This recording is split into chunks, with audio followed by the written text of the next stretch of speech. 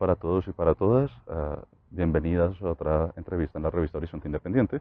Y como les comenté en la última entrevista, la idea es comenzar a desarrollar una serie de conferencias y de entrevistas que aborden el tema de filosofía política. En esta ocasión estamos justamente con Laura Quintana, quien es doctora en filosofía de la Universidad Nacional, es actualmente profesora de la Universidad de los Andes y ha publicado varios libros a lo largo de estos últimos años que se llama primeramente Política de los Cuerpos de Herder en el 2020, está Rabia también de Herder en el 2021 y Esos afectos voraces de Tusquets en el 2022, si estoy bien, ¿verdad?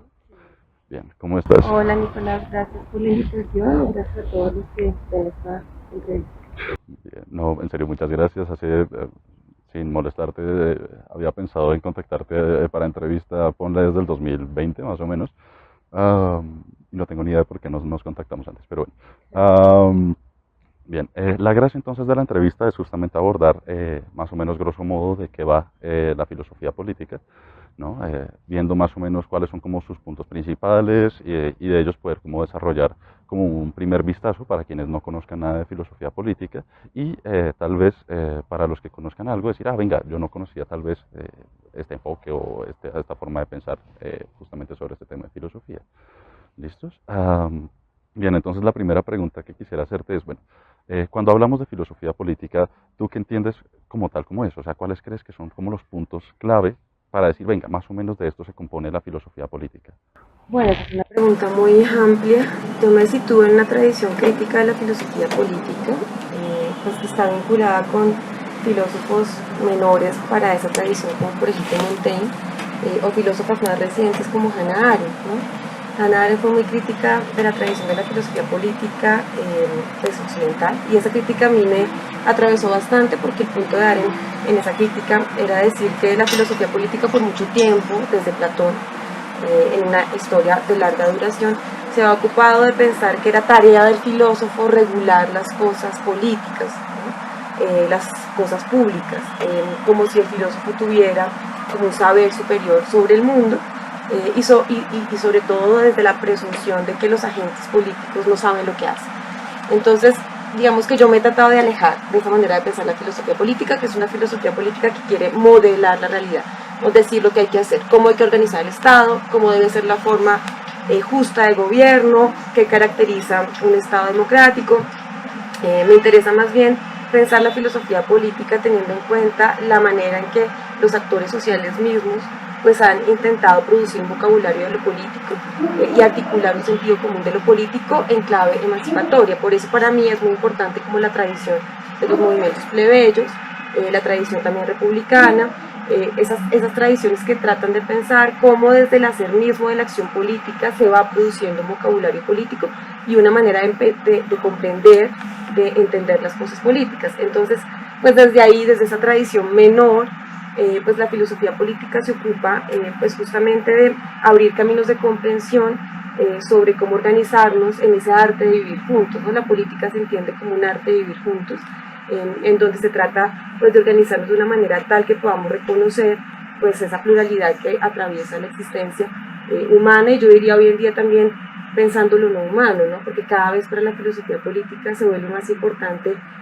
entender cómo organizarnos mejor, teniendo en cuenta que estamos siempre en relación con lo no humano, con la naturaleza de la que hacemos parte, y que desde ciertas miradas, de hecho, de la filosofía política intentamos distanciarnos. Entonces, pues yo creo que hay una tradición muy predominante en la filosofía política que también intentó pensar que hay un sentido del humano que se realiza a través de la política, y que el hombre como ser racional puede encontrar las mejores y más justas maneras de vivir con otros. Yo creo que a mí me ha interesado situarme en una tradición que justamente piensa que la política está problematizando la frontera entre lo humano y lo no humano, ¿no? Y lo que sea lo humano sea también reconfigurado a través de las luchas políticas, porque había un sentido del humano por mucho tiempo pues muy ligado con lo que podía el sujeto varón, ¿no? Que se pretendía racional desde unas ciertas codificaciones de la razón, y es interesante ver cómo los movimientos populares mismos han intentado resituar, desplazar lo que entendemos por humano. Y hoy en día yo creo que también ese desplazamiento tiene que ver con desplazar la frontera entre lo humano y lo no humano. Por mucho tiempo pensamos la política solo tiene que ver con los humanos, pero una vez nos damos cuenta que el mundo que habitamos cada vez está más devastado, pues porque hemos explotado demasiado la naturaleza, nos damos cuenta que la política también tiene que ver con pensar cómo vivir entre humanos y no humanos, cómo relacionarnos con las cosas, cómo organizar nuestras prácticas de trabajo de modo que exploten mucho menos a los cuerpos y a la naturaleza. Perfecto, bien. Digamos que, bueno, primero estoy sorprendido justamente por el abordaje. Muchas veces cuando uno habla justamente de filosofía política, pues pasa mucho que uno se va como por el lado tradicional de la palabra, entonces de una vez te dicen listo, ¿no? Entonces preguntémonos cómo se constituye justamente un Estado y en ese sentido, pues vamos a mirar teorías de la justicia, y vamos a organizarlas y bueno. Y ver este nuevo enfoque realmente me sorprende porque, bueno, realmente uno no alcanza a leer realmente todo o conocer un poco de todo, pero es un abordaje que además uno podría decir muy bonito, ¿no? Ah, pero bueno, me distraigo muy por la tangente, tengo la tendencia de hablar hasta por los codos, así que bien. Bien, digamos que cogiendo tanto el lado que pones, o si quieres inclusive irte al tradicional, no hay ningún problema, me gustaría preguntarte, bueno, en esa misma línea de pensamiento, ¿cuáles serían como los conceptos fundamentales que trabajaría la filosofía política, ¿no? O sea, ¿cuáles serían como esos acercamientos donde uno dice, venga, por acá tal vez sea más común que la gente trate de abordar, o sea, ya digamos la filosofía política clásica o ya esta nueva forma de comprensión de la política, más bien no como una constitución de cómo manejamos el Estado, sino cómo influye todo el resto del mundo en lo que nosotros hacemos? Pues bueno, voy a hablar desde donde yo trabajo, como la tangente. Desde la filosofía política que a mí me interesa trabajar, pues evidentemente, y para muchas filosofías políticas, de hecho el problema de la justicia es central, ¿no? Pero el punto es que la justicia siempre se divide, porque lo que consideramos justo, por ejemplo, desde una visión regresiva y conservadora, pues no coincide con lo que consideramos justo desde una visión liberal, universalista, y lo que consideramos justo desde una visión más localizada, territorial, en donde importa, por ejemplo, pensar cómo se producen relaciones de poder. Entonces, es importante tener en cuenta que los repartos, lo que entendemos por justicia, pues también hace parte de luchas políticas. Eso no quiere decir caer en un relativismo, porque yo creo que la filosofía política, por lo menos que a mí me interesa desarrollar, pues también la apunta y está interesada en pensar un normativismo, yo diría, débil, en el sentido en que no pretende decir esto es el bien y esto es el mal desde todo punto de vista y para todas circunstancias, pero que sí piensa que hay unos mínimos normativos, ¿no? Y que tiene que ver esos mínimos normativos también con compromisos ontológicos. Desde la filosofía política que a mí me interesa, pues hay un compromiso ontológico por la diferencia y la pluralidad. Vivimos en un mundo donde las diferencias pues son evidentes, no meramente organizadas en repartos identitarios, sino pensadas en términos de que vivimos en un mundo relacional, ¿no? Estamos todo el tiempo atravesados y en medio de relaciones, y yo creo que esa ontología también es una ontología relacional, eso quiere decir que lo primero es la relación, ¿no? Las identidades, las formas de organizar las relaciones son siempre derivativas, los sujetos respecto de unas relaciones que es lo primero que hay. Entonces, desde esa ontología relacional, pues importa asumir que en medio de las relaciones hay conflictos y en medio de los conflictos pues se van organizando también diferentes. Entonces, pues hay un compromiso con la diferencia y la pluralidad, hay un compromiso por cuidar las relaciones que se van configurando en el mundo, hay un compromiso por la igualdad, ¿no? La cuestión de la justicia tiene que ver evidentemente con cómo se organiza ese reparto de la igualdad, y para mí y desde la filosofía política que me interesa desplegar, ese compromiso con la igualdad es fundamental.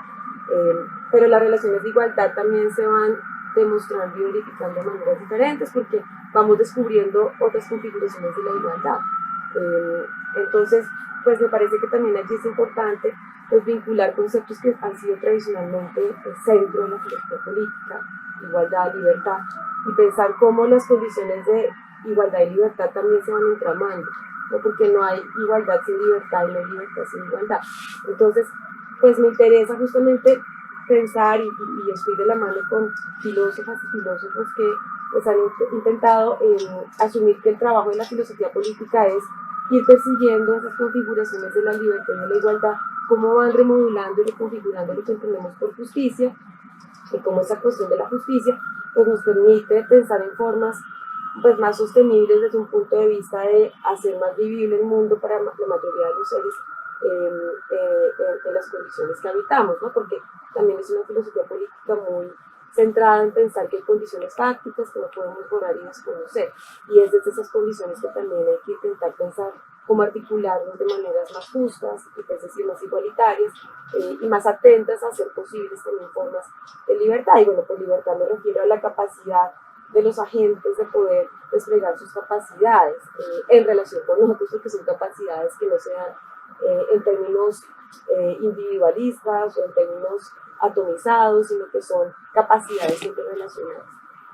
Entonces yo creo que estos son conceptos fundamentales para una filosofía política como la que me interesa desplegar y donde me localizo, y de la mano con eso evidentemente está en juego pensar la democracia, que yo creo que es como el sistema político que mejor ha reconocido esos conceptos de igualdad y libertad, pero una democracia como la que me ha interesado pensar es de la mano con las tesis que van en esa dirección, radicalizada. Eso quiere decir que es una democracia que piensa que el poder del demos de nuevo siempre se divide, porque no podemos pensar que la representación que tiene el demos desde esta o aquella ideología o manera de pensar es la única representación posible, porque el demos siempre puede, digamos, figurarse de maneras distintas en sus mismas prácticas, porque si por ejemplo decimos el pueblo de Colombia, pues ese pueblo de Colombia siempre está atravesado por múltiples diferencias y fracturas.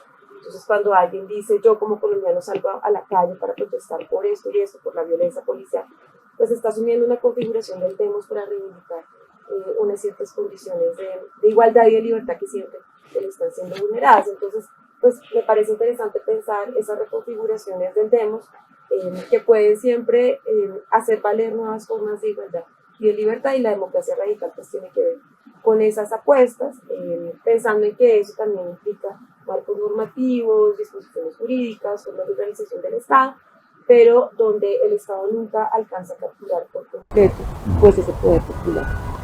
Bueno, realmente, como me venían diciendo hace un tiempito, uno queda sorprendido hablando contigo y bueno, te estoy escuchando y estoy realmente sorprendido.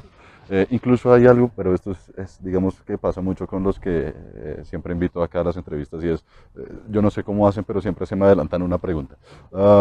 Es magnífico, ¿no? Pero bien, digamos que estas tres preguntas de inicio por lo general siempre son como las primeras preguntas de, podemos decirle como sparring, para ya entrar, digamos, en materia. Y bueno, para finalizar esta tandita de las preguntas, llamémoslas contextuales, bueno, digamos que en todo lo que has dicho, justamente ahorita mencionabas que hay personas que se están dedicando a trabajar estos temas, y pues me gustaría preguntarte, ¿qué pensadores tú crees que abordan, digamos ya, este tema que has venido trabajando? Y que tú dirías, venga, estos realmente aportan al tema, que realmente sirven y que realmente uno debería tomarse el tiempo de ponerse a leer, de decir como listo, hay que investigar sobre este campo con la ayuda de estos autores. Y pues hay un sinnúmero de autores y autoras, digamos, yo puedo hablar los que han sido importantes para mí, pues para mí fue muy importante, como ya lo dije, Hannah Arendt, que realmente me abrió los ojos a muchas cosas. También Nietzsche, que es un autor paradójicamente muy antidemocrático en ciertos aspectos, pero creo que permite pensar mucho los ensamblajes de poder, los temas de violencia, y también una filosofía muy situada en las prácticas. Michel Foucault, obviamente, pues porque tiene que ver también con esta conciencia de que las configuraciones de poder tienen que ver con cuerpos, que es también una herencia de Nietzsche. El pensamiento francés para mí ha sido muy importante, y yo creo que es muy importante para introducirse todas estas cosas. Deleuze y Guattari, Jacques Rancière, para mí han sido muy importantes. Pero también, y en los últimos años, por lo menos para mí, pero yo creo que siempre tendría que ser una tarea para quienes habitamos en mundos situados y reconocemos esa situacionalidad del pensamiento, pues me ha venido interesando aportes que vienen también desde Latinoamérica. Me resultó muy nutritiva la aproximación de Raquel Gutiérrez, que es una pensadora que no se trabaja muchas veces tanto en filosofía multidisciplinaria, con su libro Los ritmos del Pachacuti, que dejaba pensar como la manera en que el poder popular se fue organizando en Bolivia, en lo que se conoció como la Guerra del Agua. También pensadoras como Rita Segato, que obviamente tiene un abordaje como de la violencia contra las mujeres y que permite pensar ensamblajes de poder vinculados con el mundo patriarcal. Pensadoras afroamericanas como Audre Lorde, por ejemplo, para mí fue muy importante, Bell Hooks, Y también, digamos, me ha interesado mucho perseguir pensamientos que se producen, que para mí tienen, digamos, una pertinencia política pues, muy significativa, aunque no vengan de la filosofía académica y que vienen más del campo de la antropología, ¿no?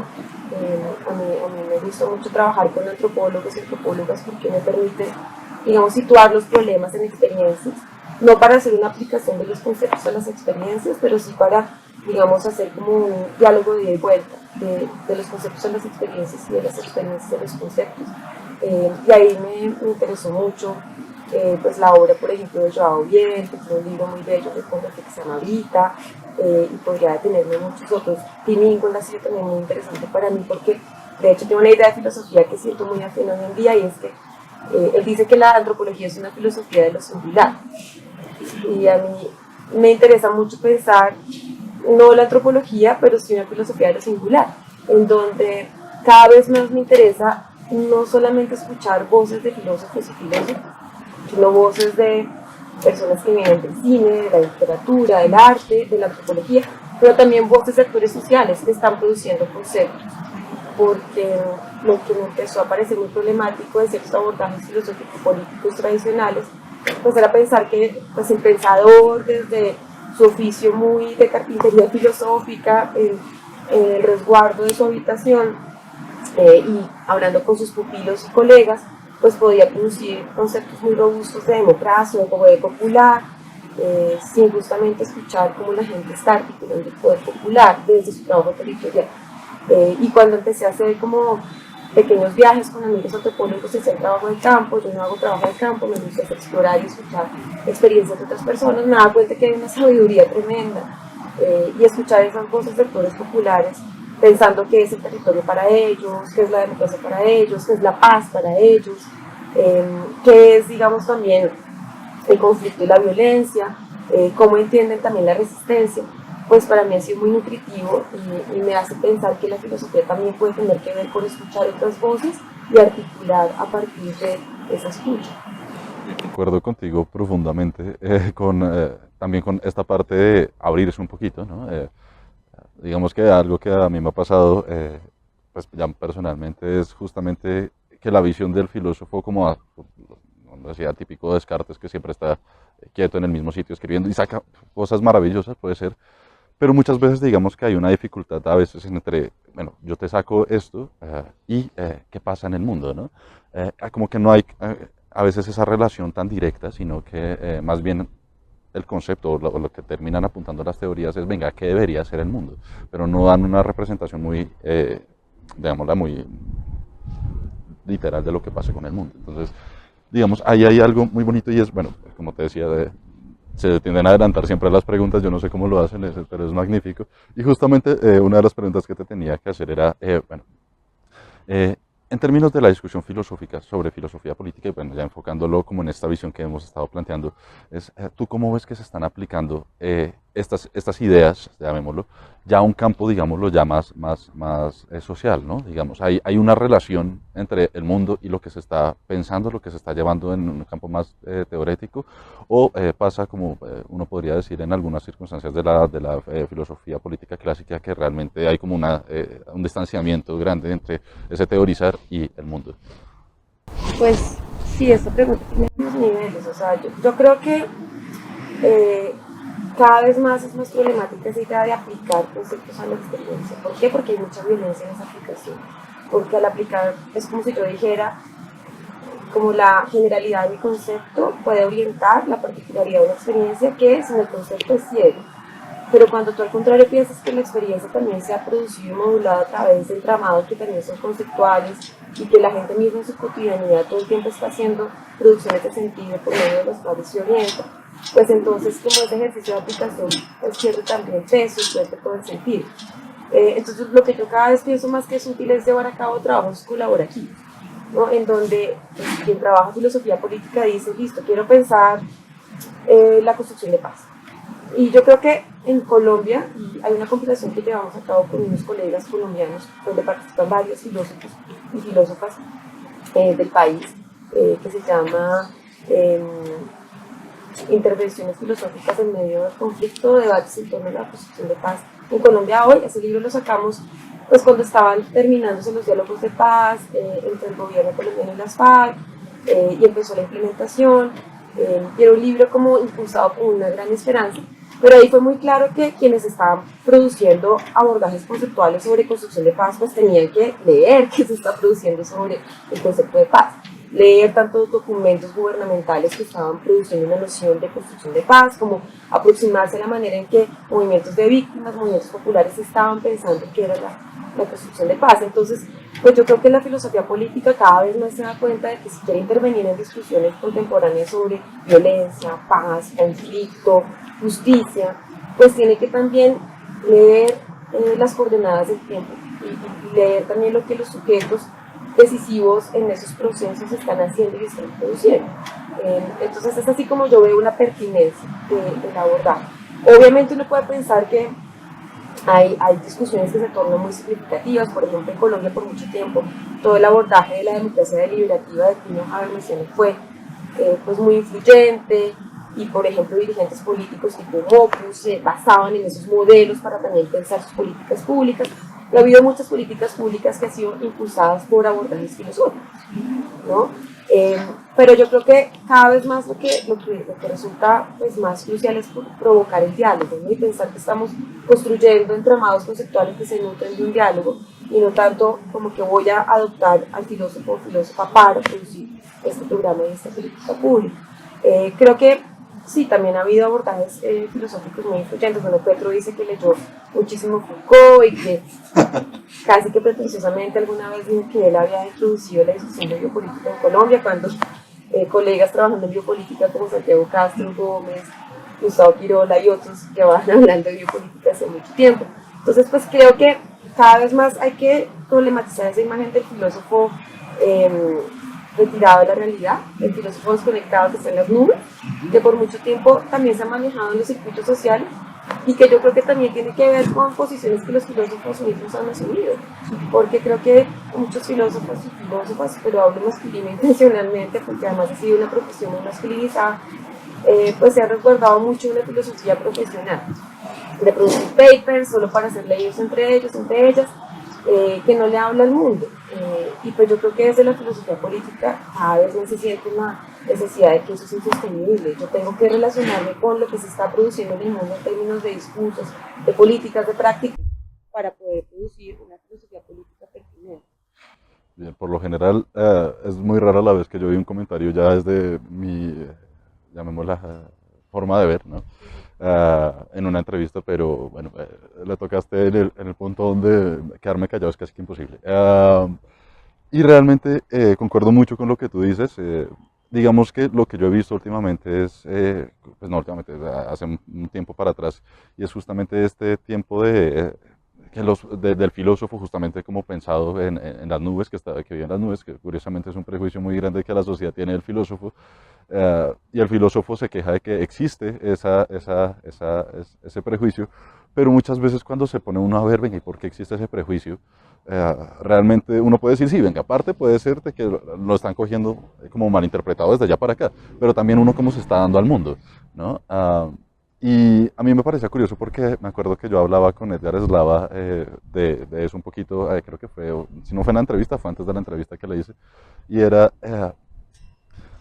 venga, el filósofo comete un problema, y es que se dedica a escribir para él, ¿no? Se dedica a escribir para él y para los que lo entienden, ¿no? Entonces, la forma de presentarse es una forma en la que alguien que quiera interesarse, que esté interesado, si no tiene un conocimiento de inicio, nunca lo va a entender, ¿no? Jamás va a llegar a eso, nunca se va a interesar por eso, entonces, pues está en las nubes, ¿no? Entonces las dinámicas, uno es, venga, sí, ¿cómo estamos relacionándonos con el mundo? Y la otra es, venga, ¿cómo estamos presentando nuestras ideas sobre el mundo? ¿No? Entonces, eso lo aprovecho para mandar. Yo estoy de acuerdo con eso. Creo que también hay como dos lados del asunto, y es que quisiera también aclarar, porque yo creo que el mundo que habitamos ha, digamos, estimulado unas lógicas de productividad y de provecho que claro que han tornado también a la filosofía inactual. Y yo creo que esa inactualidad también es una potencia de la filosofía, porque pues, la filosofía es un pensamiento crítico, y crítico en el sentido de que puede dislocar la manera en que pensamos, nos permite imaginar otras cosas, nos permite narrar de otra manera los problemas, nos permite ver otros problemas que no estábamos viendo. y esa creatividad analítica conceptual me parece pues, sumamente pertinente para poner en cuestión como esa ansia de productivismo, provecho, eficientismo, pues que hace que obviamente un pensamiento que quiere tomar distancia para detenerse y pensar, pues se pueda tornar a veces peligroso o a veces inocuo o a veces completamente irrelevante.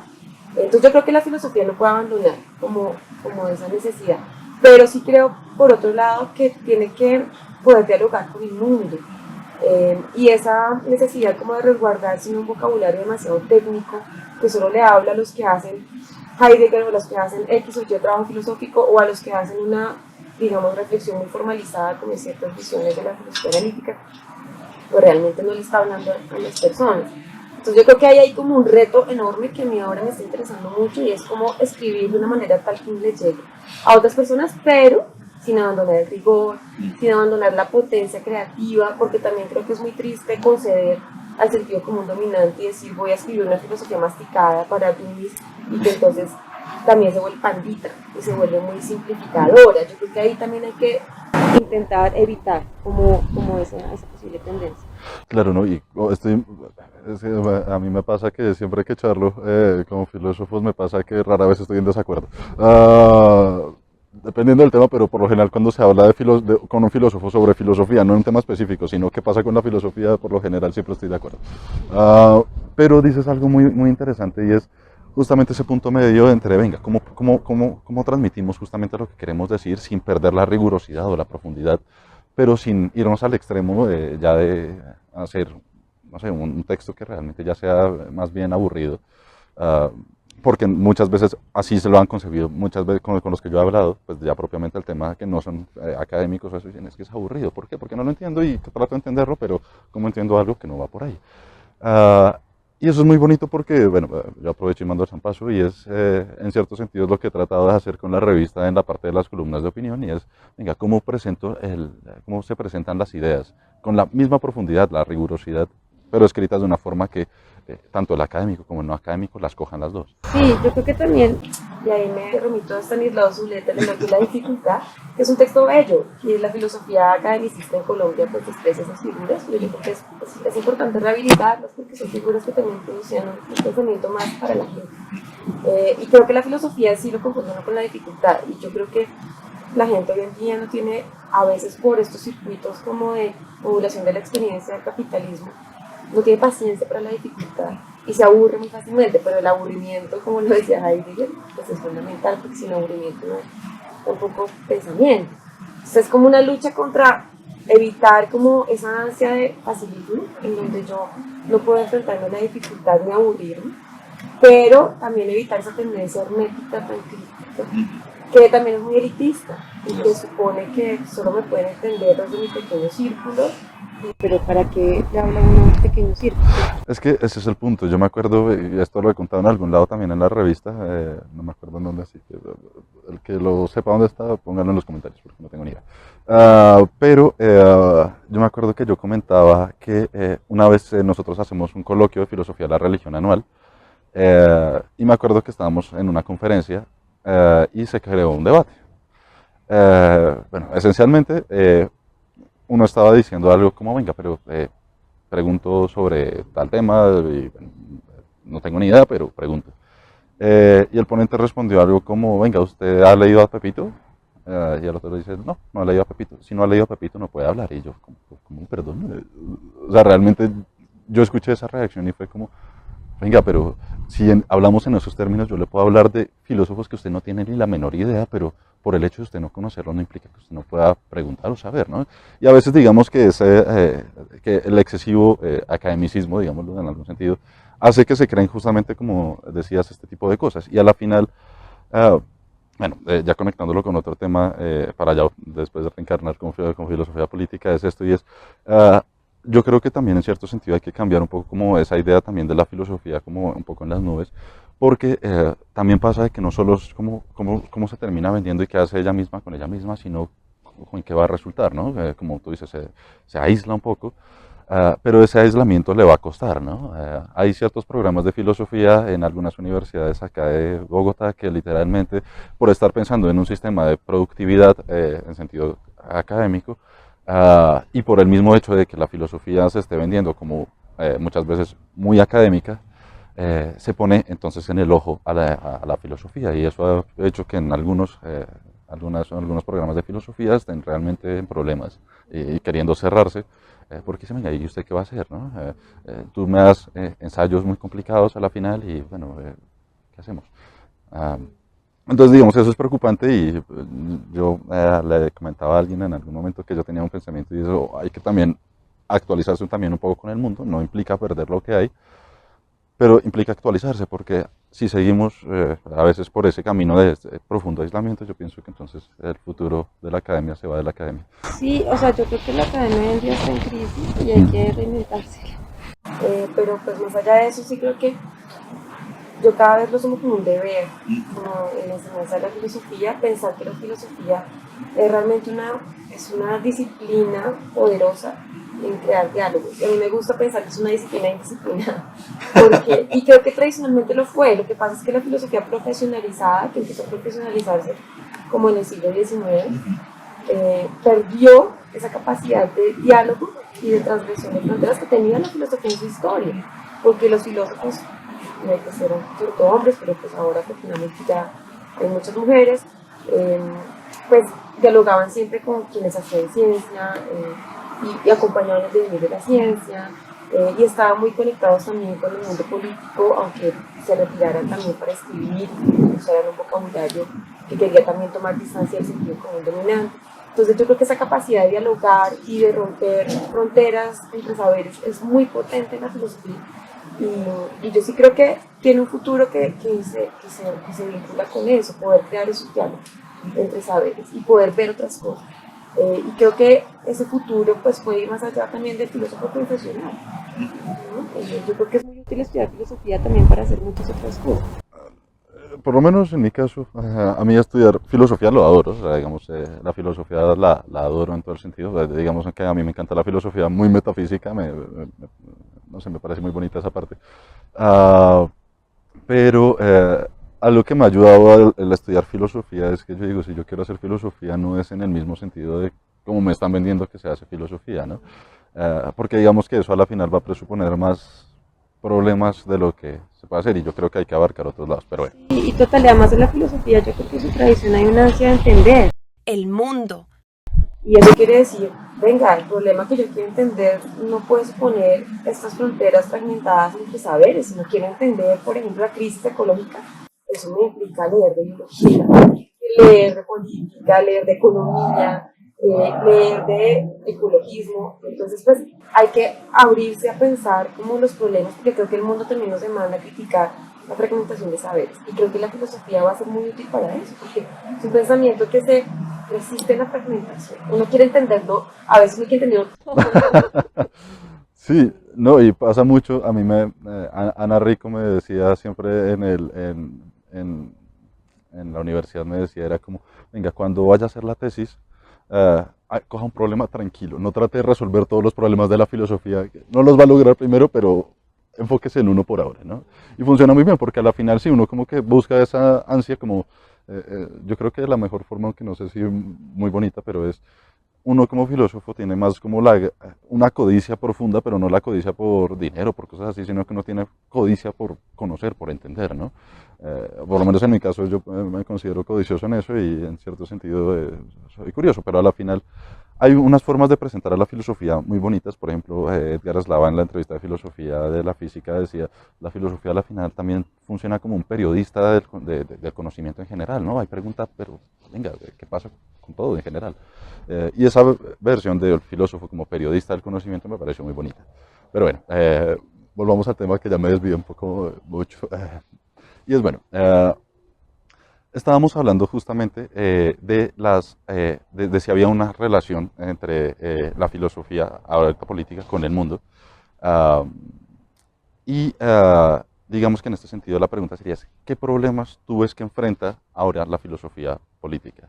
Bueno, entonces, pues yo creo que hay muchos problemas que tienen que ver con la situación que estamos habitando hoy en día. Creo que como ya lo he venido diciendo, el problema ecológico se torna fundamental para la filosofía política. Entonces, ¿cómo podemos, a través de los arreglos institucionales, estatales y también de la sociedad civil, pues contribuir a pues, crear un mundo pues, que se autodestruya menos, porque pues, realmente pues, con esta categoría del antropoceno se está dando cuenta pues, de un cambio que tiene que ver casi que biofísico con la manera en que pues, están dando los sistemas naturales.